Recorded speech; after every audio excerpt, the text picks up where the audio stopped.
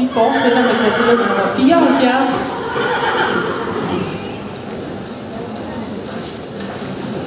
Der bliver plads i ringen til ham nu. 74, det er Blue Horse Semi Blue. Efter Blue Horse Sack med Blue Horse Don Schufro til morfar. Ejet af Studeri Blue Horse i Randbøl og opdræt af Staldringsbo i Glamsbjerg. Og det er jo en højstillet, elegant og utrolig velproportioneret hingst, der vender flot i halsen og har et rigtig godt kønspræg. Han har en smidig overlinje og et langt, muskuløst, velformet kryds. Der er virkelig en stærk bagpart på hingsten her. Bevægelsen er god i skridt, og så er hingsten elastisk, rummelig og taktfast gående i såvel trav som i galop med et rigtig godt afskub. Det er sådan en hingst, der er dejligt fri i sit bevægelsesforløb.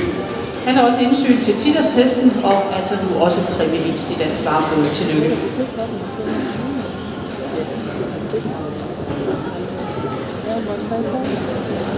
Og som bedste dressurhingst, ja, der kan vi nu for andet år i træk sige tillykke til en Blue Horse Sack søn.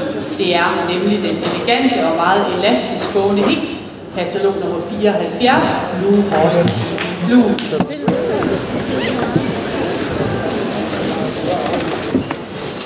Så får vi også æresformet om her. Katalog 74, Blue Horse Blue.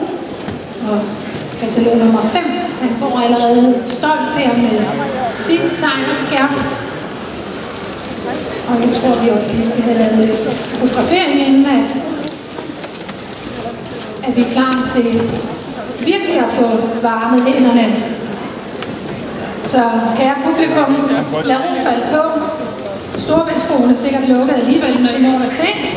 Så I kan lige så godt lige tage den sidste festivitas med her.